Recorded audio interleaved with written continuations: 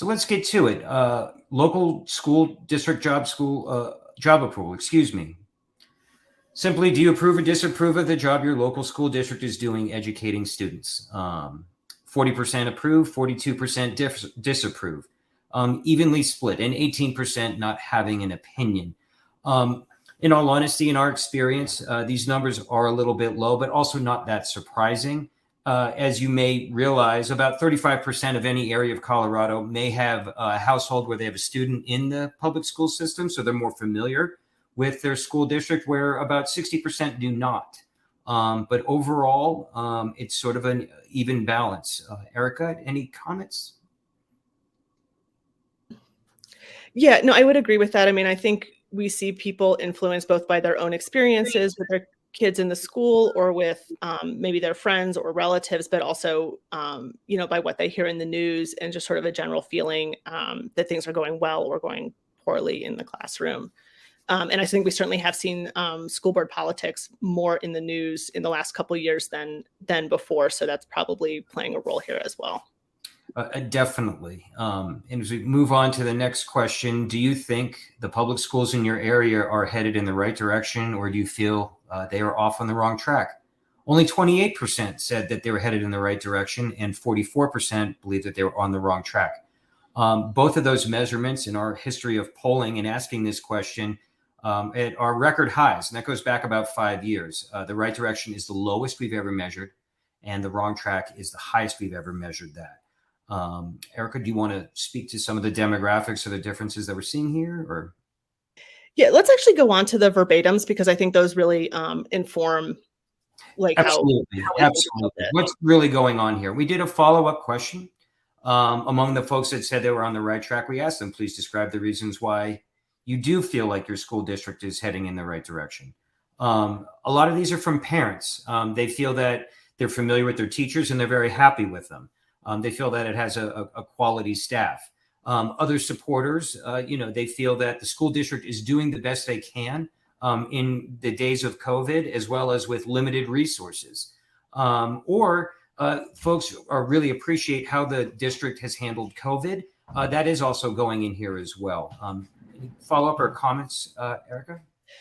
Yeah, I think Colorado is a politically diverse state, and you'll see that, for example, people will say that schools, had COVID restrictions in place and did things to keep students safe, and that's a reason in one part of the state that people will say schools are on the right track. And then here we have a comment saying no mask, no CRT from a Republican parent. And so I think those political differences and those different policies throughout the state, to some degree, may actually mitigate or counteract some of the larger political trends, because people are in communities where the schools reflect their values. And then, more importantly, why do we have such a high level that are people saying that they're off on the wrong track? And you really have two things going on here.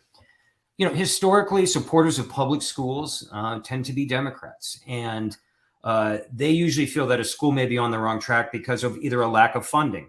They, more than any political affiliation in the state of Colorado, strongly believe that public education in Colorado is underfunded and they need more money. But it's kind of a double whammy, because a lot of those folks also feel that schools are on the wrong track because of political agendas, conservative folks, becoming and being elected to these school boards and trying to impart upon them, their own personal ideological values. So they're very upset and frustrated with that. And at the same time, a lot of Republicans, many of them believe that critical race theory or sex education or gender identification is being taught in their school system. And so that's why they feel it's on the wrong track. And go ahead, Erica, and follow up. Yeah, I think, we've talked a lot about the nationalization of local politics, where issues that are really prominent in the national news are influencing how people feel about local government. And I think we see that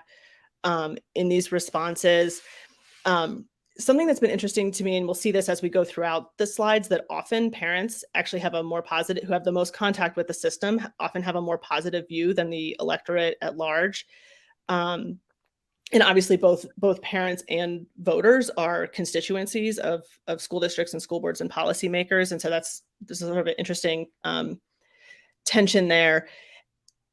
I think it is concerning that we see such a broad wrong track feeling. Public education is really foundational to our democracy, and so it's important for people to feel committed to making it work. And I think it would be a really unfortunate development if there was sort of this widespread throwing up of hands at the problems, however much people may disagree.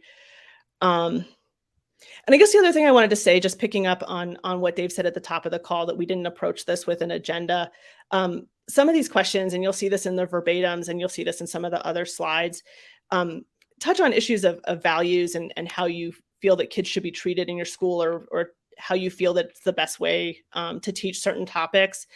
And what might look like crazy liberal sex education to one person might look like treating kids with respect and giving them the information they need to another person.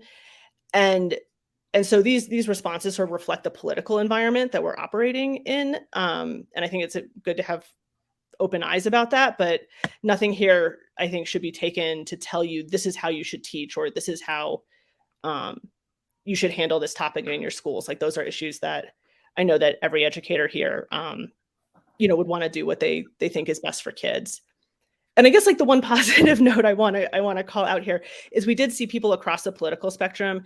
They want kids to be reading well. They want them to have strong math skills. They want them to be critical thinkers. They want them to be prepared for 21st century jobs, which I think, so those core values are still really widely shared despite the really intense polarization. Absolutely. Absolutely.